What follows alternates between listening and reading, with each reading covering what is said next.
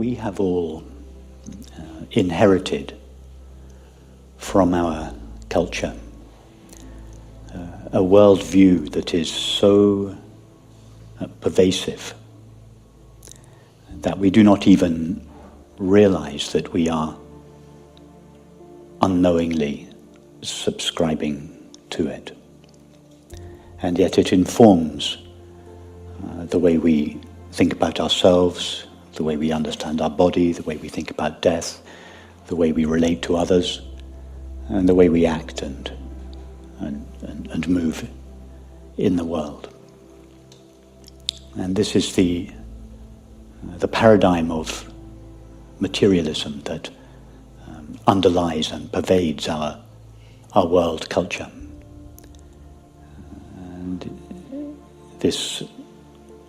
in this view, the universe is considered at its foundation to be a material universe,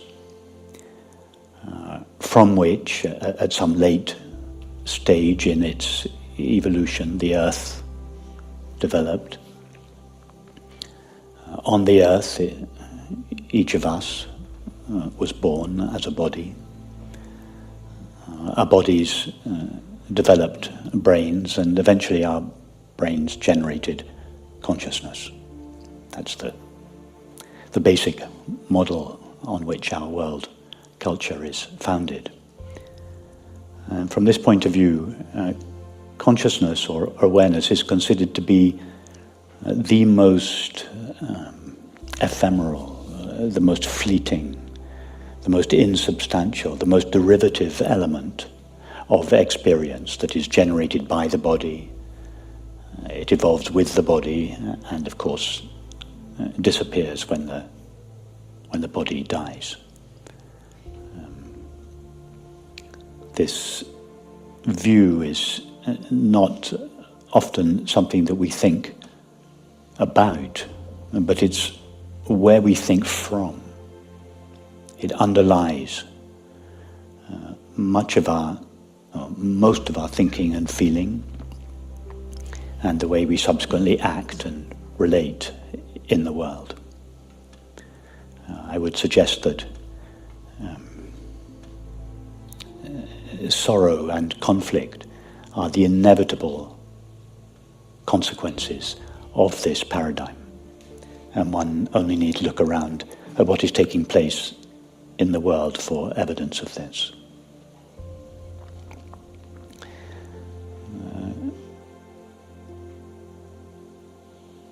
But because this underlying assumption operates below the threshold of our thoughts and feelings, we are rarely aware of it. It's like the operating system on your computer.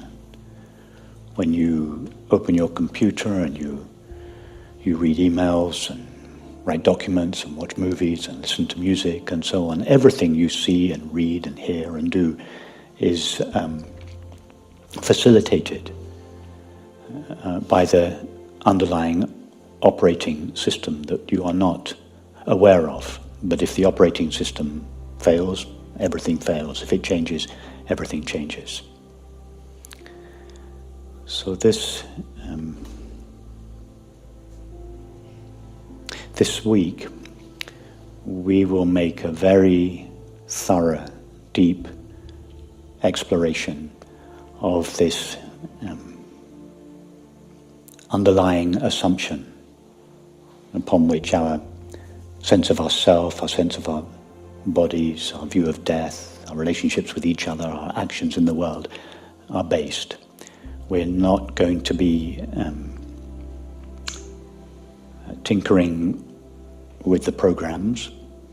We're not going to be trying to change the mind, the body or the world. We're going to be exploring the underlying assumptions, the hidden assumptions, the deeper assumptions on which our entire life is based. And as always, this is going to be not a philosophical exploration of reality. We're not going to reason our way or argue our way to reality. We're going to explore our actual experience. So, as always, here, we start with our experience. So just be aware of your experience.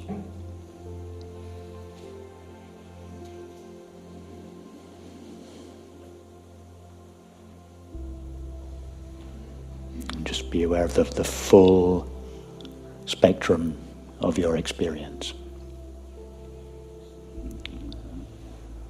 The sight of your room, the world outside, if your eyes are open. Actually, I recommend, to begin with, you keep your eyes closed, but it's not necessary. Whatever sounds are taking place in this room or in your room at home, the sound of my voice and any other sounds, the sensations of your body, the tingling of your face and hands and feet, the temperature of the air on your skin, any discomfort or pain, your thoughts. Doesn't matter what the content of your thoughts is, just be aware of it. Don't try to control your thoughts. Your feelings, memories, just be aware of the full spectrum of your experience.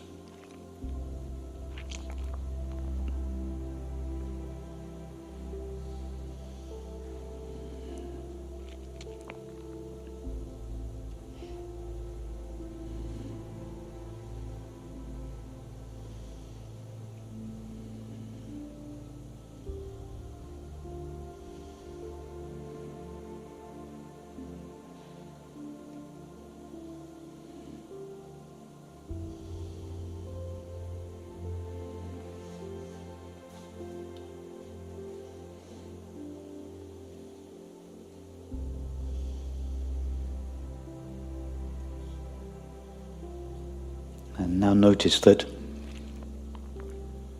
you are aware of your experience.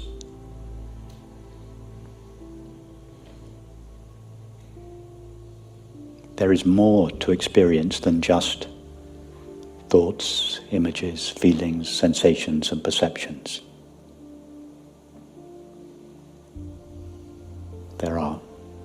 Experience consists of thoughts, images, feelings, sensations, and so on, plus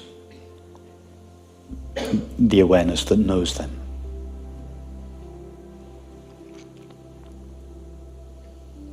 If awareness were not present, there would be no experience.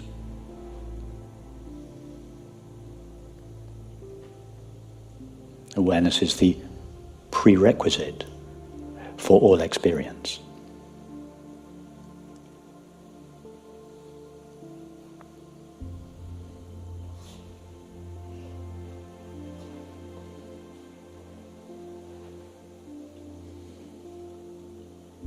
So as well as being aware of your thoughts, feelings, sensations, perceptions, be aware of being aware.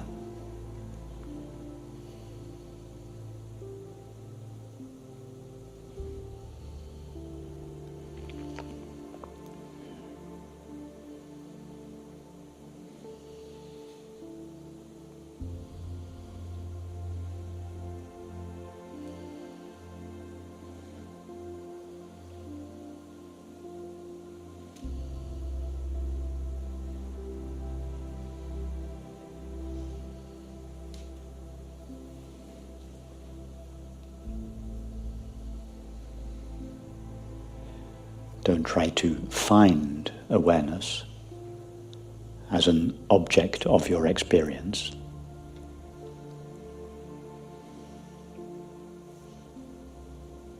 You cannot look at awareness, you look from awareness.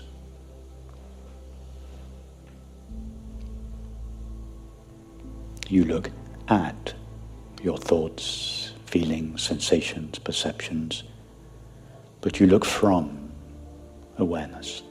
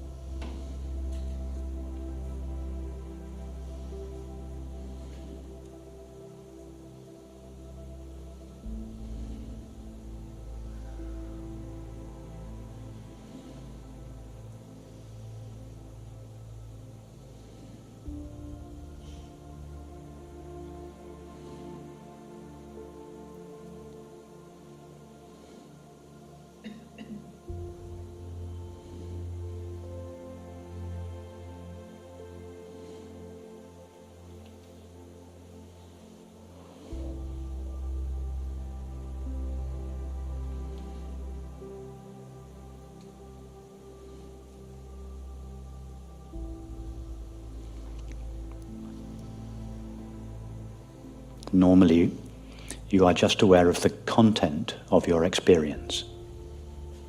Thoughts, feelings, sensations, perceptions.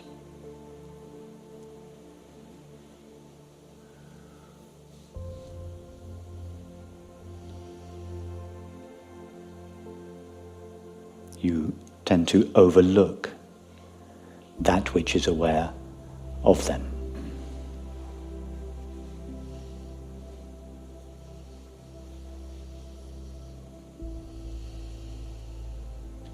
In other words, you tend to overlook yourself. It is you that is aware of your experience. It is you that knows your thoughts. It is you that feels your emotions. It is you that perceives the world. It is you that are aware of your experience.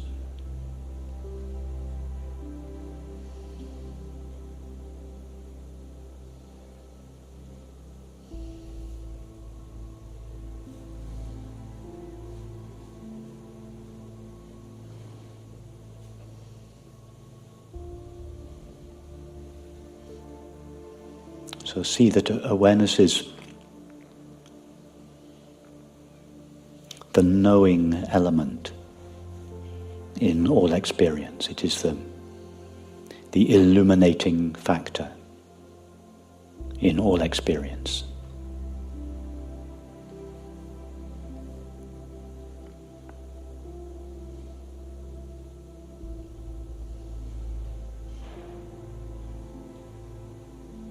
Just as sunlight renders the earth visible, so awareness renders experience knowable. Awareness illuminates or knows your experience.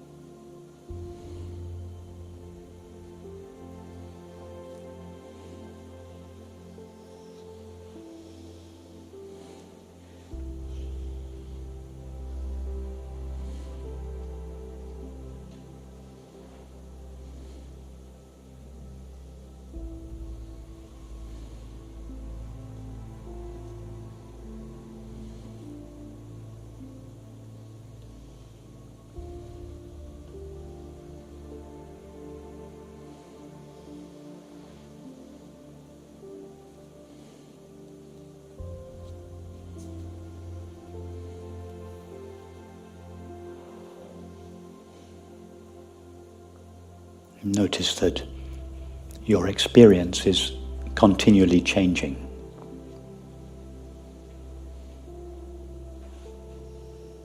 But awareness is always the same.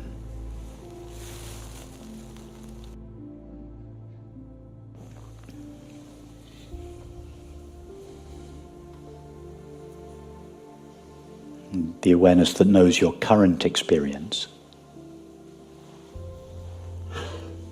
is exactly the same awareness that knew your experience 2 minutes ago, or 2 hours ago, or 2 days ago, 2 years ago, 20 years ago, or when you were a 2-year-old child. When you were a 2-year-old child, you were not having thoughts, perhaps, but you were having sensations of your body and perceptions of the world. These were known. They were known by you. You were aware of them, even if you couldn't yet conceptualize them. Nevertheless, you experienced them. You knew them. You were aware of them. And the awareness that was aware of your 2-year-old experience is exactly the same awareness and in the same condition as the awareness that knows your current experience.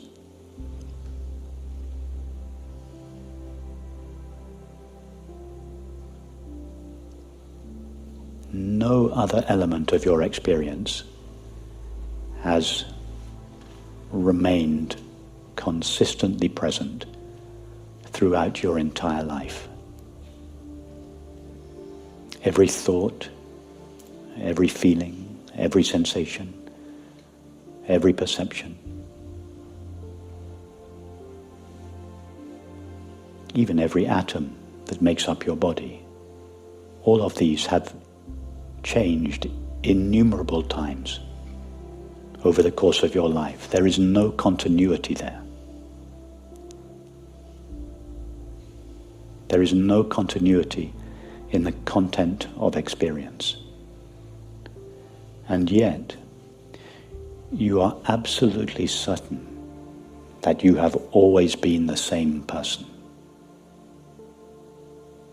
The person that you feel you are now is the person you felt you were 2 minutes ago, 2 hours ago, 2 days ago, 20 years ago.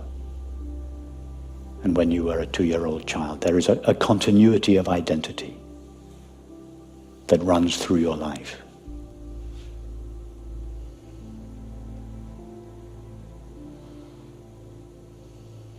From what do you derive this absolute certainty? I am always the same person. I am always me.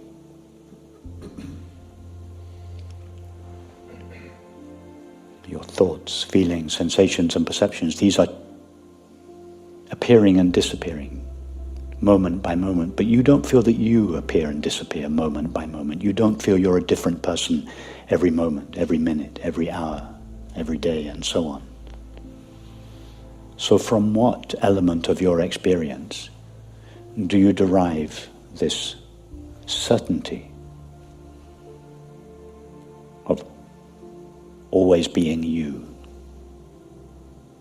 always being the same person? You must derive it from that which is always the same in your experience. You must derive it from the one element of experience that remains consistently present throughout all changing experience. And what is that? Just the fact of being aware or awareness.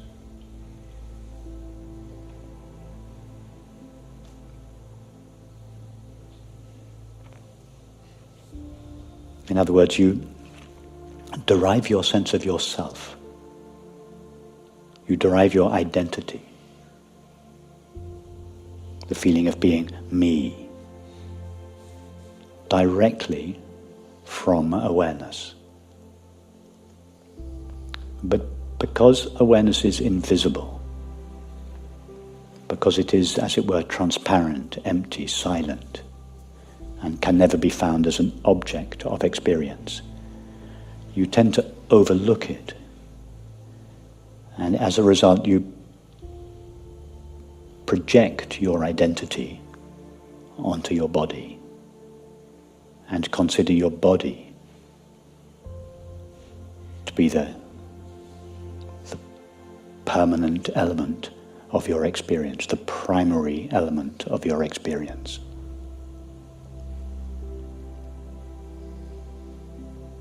But being a body is not your primary experience. Being aware is your primary experience. And the entire materialist paradigm that underlies our world culture is derived from a single belief.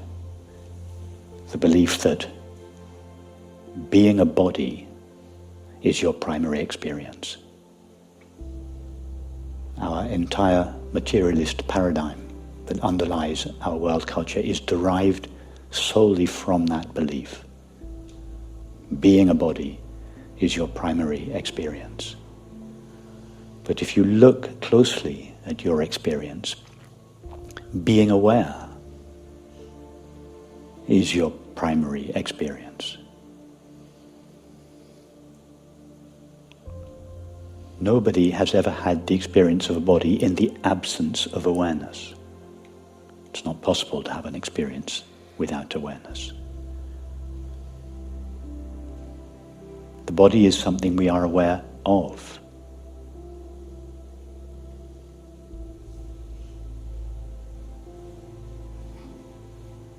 Being aware is your primary experience, or awareness is the primary element of your experience.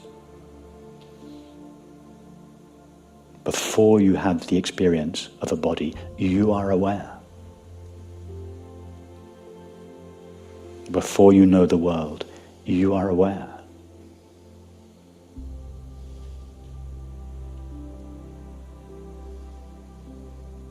There is no experience prior to awareness or prior to consciousness. All experience, without exception, is, as it were, downstream of consciousness.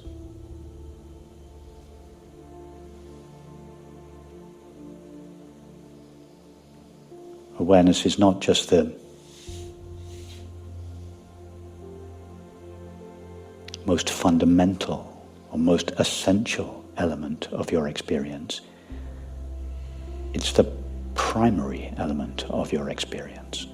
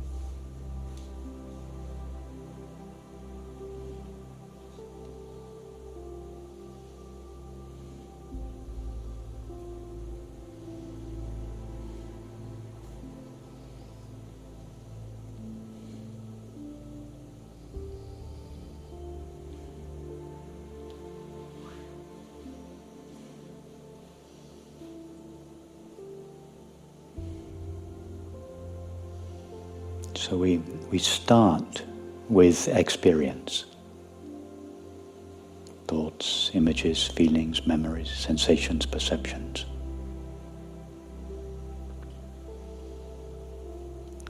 And then the first step, we notice, I am aware of all of these. In other words, there is awareness, there is consciousness.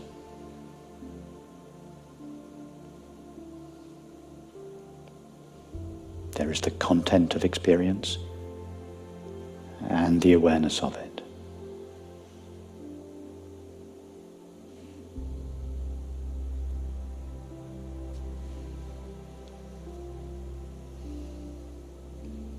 And this awareness is what I essentially am.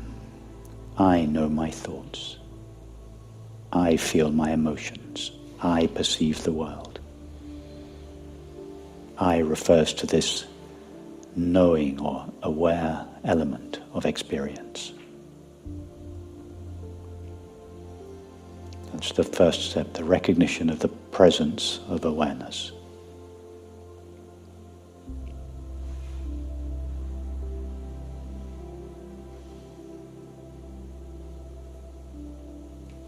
Awareness is like sunlight. It cannot be seen directly, but it is that by which everything else is seen. Likewise, awareness cannot be known as an object. It never appears in the content of experience, but it is that by which all experience is known.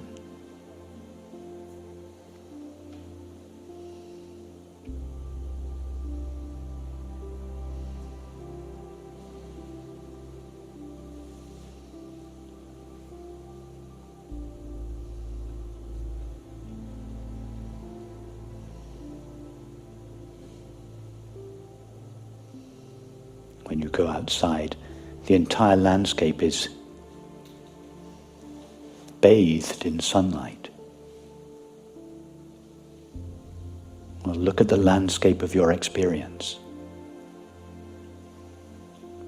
Thoughts, images, feelings, and so on. The entire landscape of your experience is bathed with knowing, with awareness. Just as there is no part of the landscape that is not illuminated by sunlight, so that there is no part of your experience that is not illuminated by the light of pure knowing.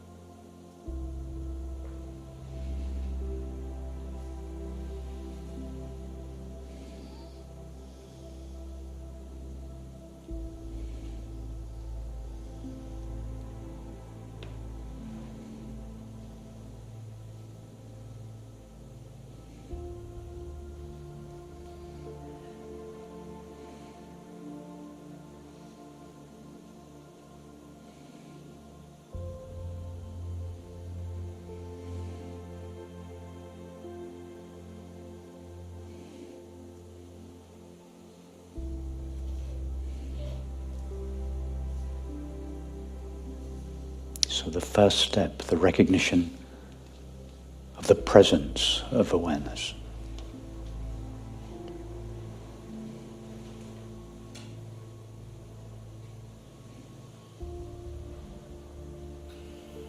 The second step, the recognition of the primacy of awareness.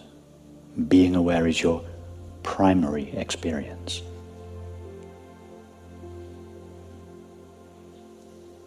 Before you are aware of your thoughts, you are aware. Before you are aware of your body, you are aware. Before you are aware of the world, you are aware.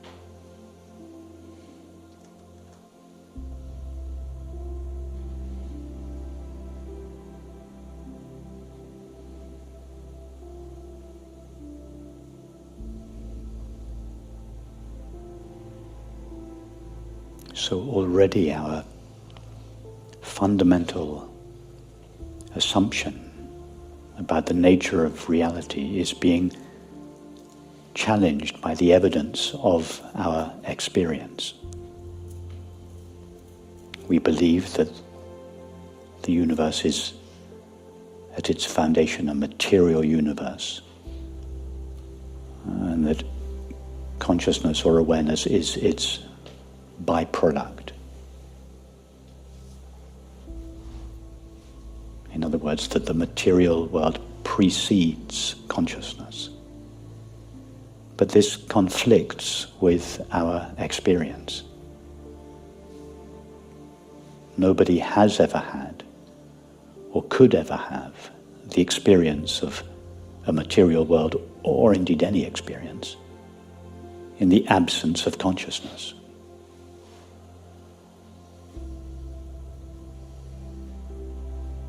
So already this belief in a material universe is founded on an unverifiable assumption. It is an appeal to abstraction.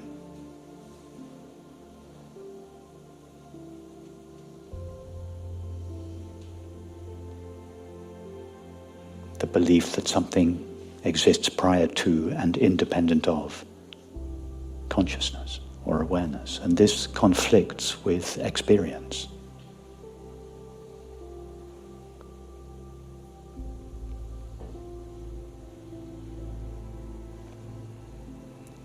This belief is founded on the belief being a body is your primary experience.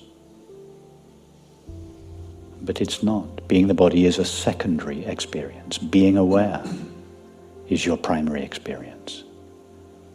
Everything is downstream of being aware or awareness itself.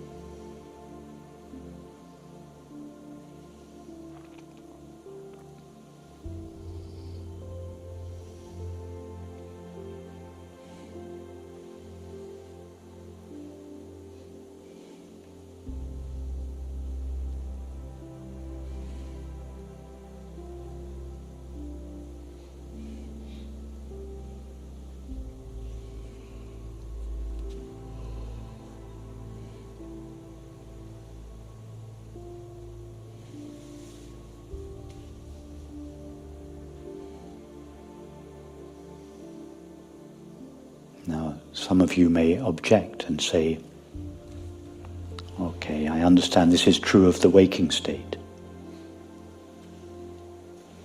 I am obviously aware in the dream state, I am aware of my dreams, but what about deep sleep? What about anesthesia? What about death? Awareness obviously disappears then.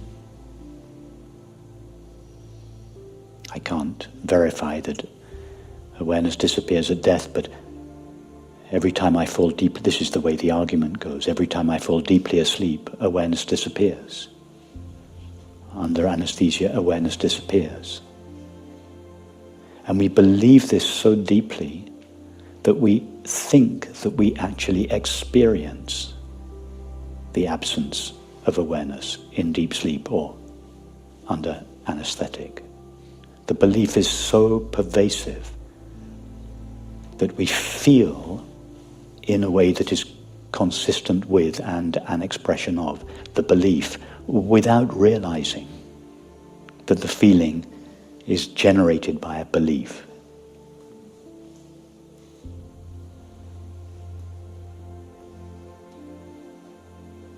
Let me try to make this clearer experientially. Ask yourself now, have I ever experienced the absence of awareness?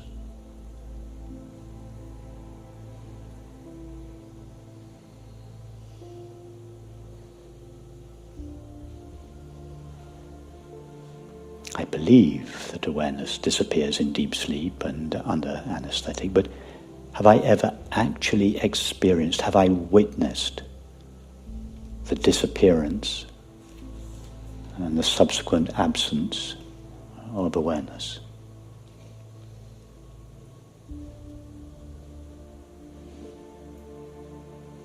And if some of you answer yes to that question, ask yourself, well, what was it that was aware of the absence of awareness? What is it that had that experience? Something must have been present there to witness the disappearance and the absence of awareness. What would that have been?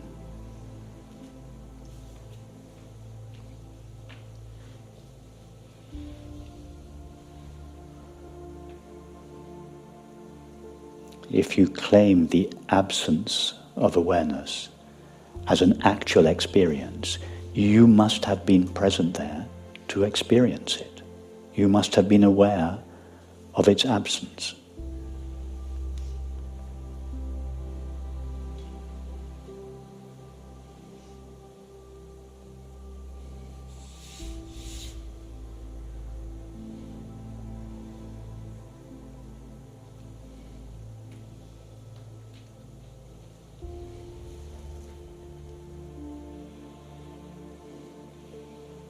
I hope you can see in this way, not rationally, but from your experience, that you have never actually had, nor indeed could you ever have, the experience of the absence of awareness.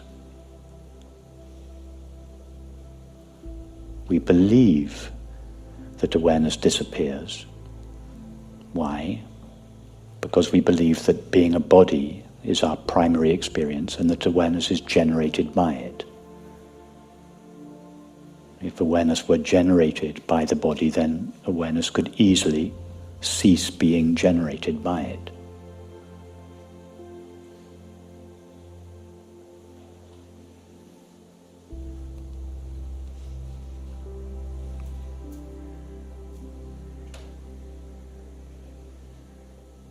So see that if you stay very close to the evidence of experience, to your experience,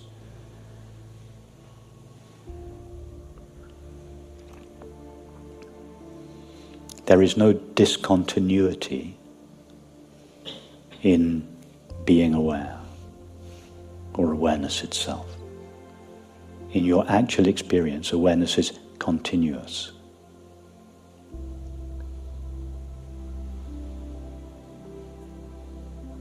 that is you awareness in your own experience of yourself. You are continuous. You never cease to be. You never come in or out of existence.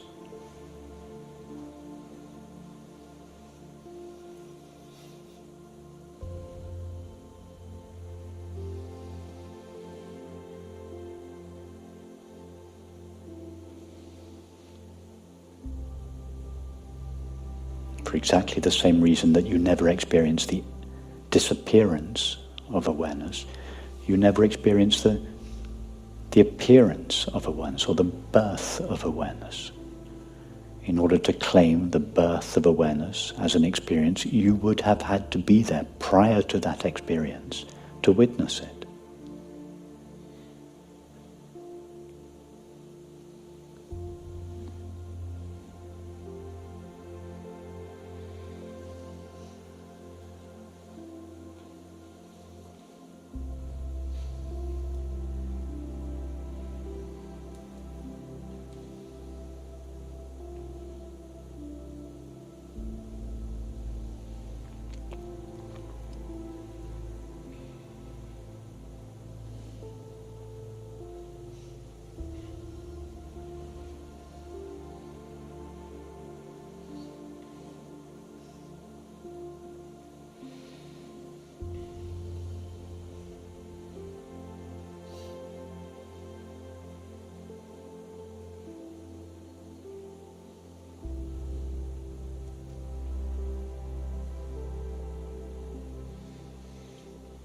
Presence, the primacy, and the continuity of awareness.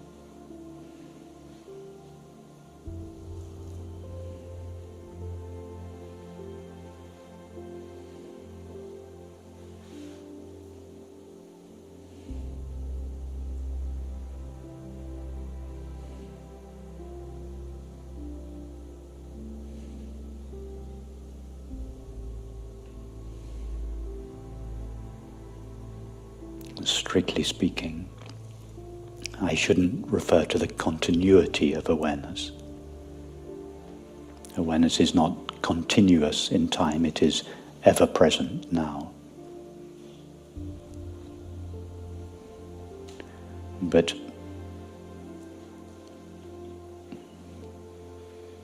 we've covered a lot of ground in a very short time. time, so I don't want to elaborate on that. So just recognize the presence, the primacy, and the continuity, or more accurately, the ever-presence of awareness.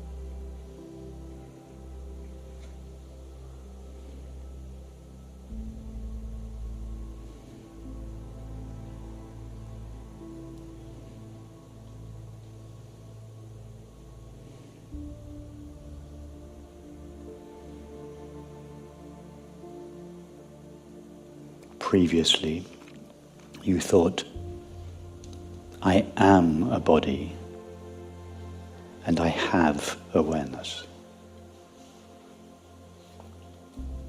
Now I understand, now you understand, I am awareness, but I have the experience of a body.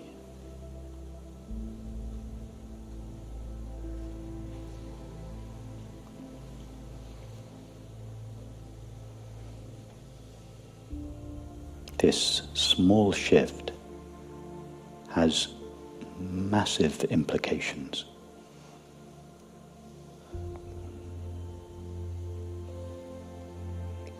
Both for the individual and for humanity.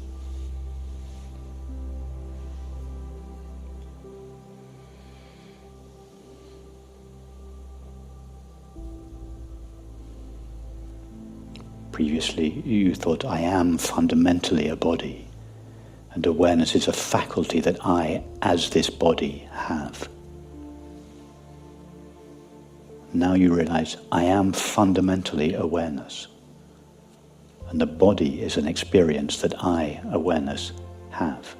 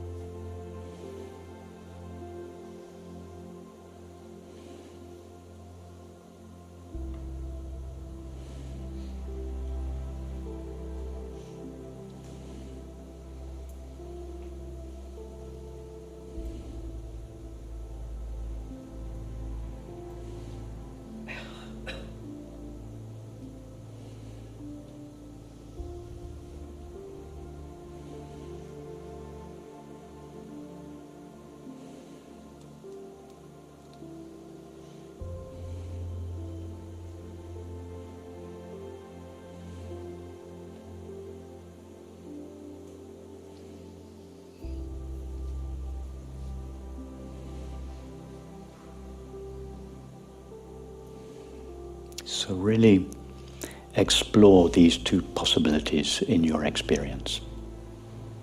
The first, the assumption you inherited from your culture. You are primarily a body, and awareness is a faculty that you have, like breathing or digesting. And the second possibility, you are primarily awareness or consciousness. And the body is an experience that you have.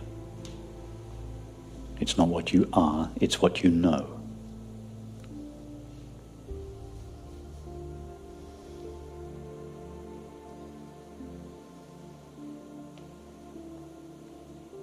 These two possibilities in life lead to two vastly different outcomes.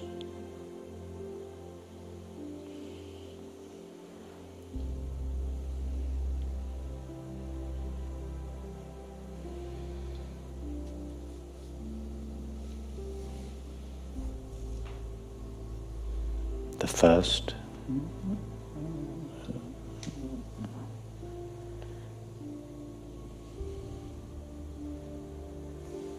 the paradigm is a paradigm of separation, of which sorrow and conflict are the inevitable consequence. The second, if explored deeply, leads to the paradigm of unity,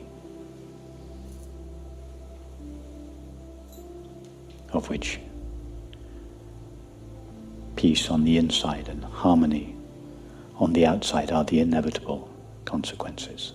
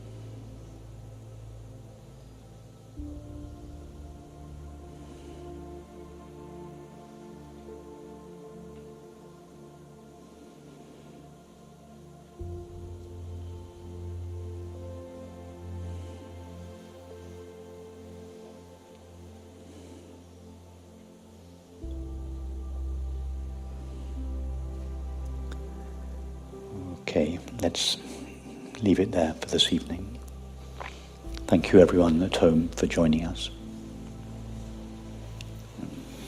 Good night. See you in the morning.